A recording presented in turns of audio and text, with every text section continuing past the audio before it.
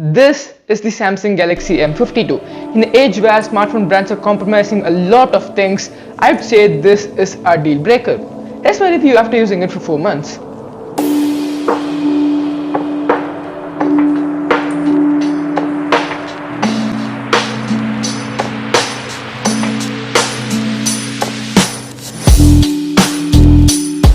Coming to the stuff I like about this phone is obviously its display. Samsung phones has always had a great display.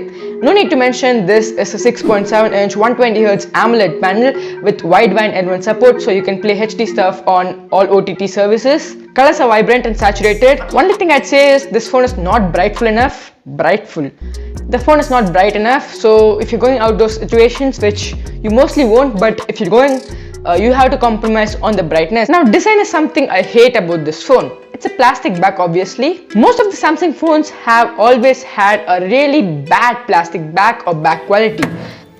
Shit. This is a fingerprint magnet and it also collects up a lot of scratches for no reason. If I touch like this, there's fingerprint all over here. It is such a pain while shooting B-rolls of this phone. The phone isn't heavy given the fact that it is a 5000 mAh battery. Talking about the battery, it is long lasting. I almost got 7 to 8 hours of screen on time after using this phone continuously. It might vary, but yeah, battery is super good. Now there is a 15 watt charger in the box. I don't know, 15 watt is slow, but be happy that we're getting charged nowadays. Audio wise, it is disappointing. There's only single speaker, no stereo speaker, so the output isn't that loud. The microphone is also average and the phone doesn't even have a headphone jack. Now that isn't a problem because we have come to an era where headphone jack doesn't really matter. Video aggregation on the phone is pretty good. It comes with an UFS 2.1 storage. Samsung has made a huge improvement on the performance side compared to the M51. The phone comes with Snapdragon 778G. It is a very capable chip. It can play PUBG on 60 FPS, although I'm not a gamer, I checked it out. So you can play PUBG on 60 FPS. Also, the phone does get warmed up a lot after using. For multitasking, the phone isn't that smooth. It has a lot of jitters and lags, but I'd say that it is fine. It's fine for some average user. Oh yeah, I always forgot this, always on display on this phone, but after using it, I realized that it consumes a lot of battery, so I kept it disabled. Fingerprint is noticeably fast. Software wise, the phone comes up with One UI 3.1. I obviously have no complaints about the software, but you also get those stupid ads when you first turn on the device, and there's also this discover option which I always click on by mistake, and I always get all those random apps installed on my phone. Now let's talk about camera for a moment, because a phone is always judged by the camera it has. The 64 megapixel main camera, when I initially shot a lot of photos, I realized that the dynamic range on this phone is excellent. It captures beautiful images. The photos are sharp, vibrant, and one thing which I notice about the camera is it always makes the colors way too vibrant, which might be a good thing for some people, like for the Instagram ones, but for some people who are trying to shoot like raw or something like that, it's like a pain. Bro, I told you to keep it green, you're changing the colors, what is wrong with you? 12 megapixel ultra wide camera, and unlike the 8 megapixel one, the photos are very sharp. Like I have my M21 obviously, which I capture ultra wide photos, and compared to them, the ultra wide shots are very sharp. I don't have a lot of stuff to talk about the ultra wide camera, but it does a good job. For the low light conditions, the phone does acceptable job, but there's a lot of noise coming out when you shoot low light. Front camera, I didn't go up to 32 megapixels.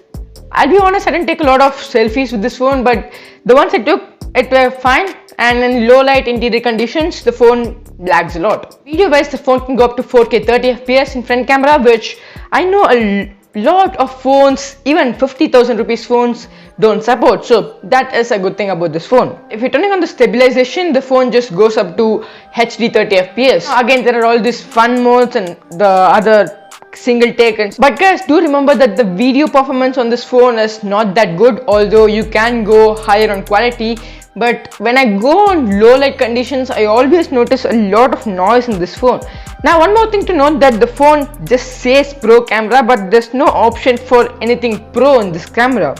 I really wish I could shoot raw on this phones like I did on my Redmi Note 10 Pro, but you cannot shoot raw on these phones. Overall, if I have to talk about cameras, I'd rate it a 7 on 10. Finally, I think Samsung has done a really good decision with this phone. It is an excellent phone for this price. Next to this phone is Samsung M53, which was horrible, which is horrible because they compromised on the chipset. Like, they compromised a lot of stuff, and not to mention that this phone actually has 5G itself. I think Samsung could really improve on the video performance on this phone. Other than that, the phone is an absolute beast. I don't really find anything wrong with the phone. Software is something I could blame about if there's anything wrong about this device, because here and there I see a lot of jitters, lagging and all those things. So yeah, there are also tons of other phones which you can get at this price range itself at now, this recent period, like the K50i or the Moto H30. They're great phones as well, but if you're going for something like Samsung ones, try this thing, or A52s also. Sadly, this doesn't support OIS. There are tons of other phones better than this, but for me, I like this phone. It is a great phone and 1000 times better than the M53. So that's it. If you want to buy it, I'll be linking the phone in description. I got it for a very cheap price, around 15 to 12k or something, but the price is still like 30,000 rupees. If you're planning to buy it, go for it. So that's it for the video. I hope you enjoyed it.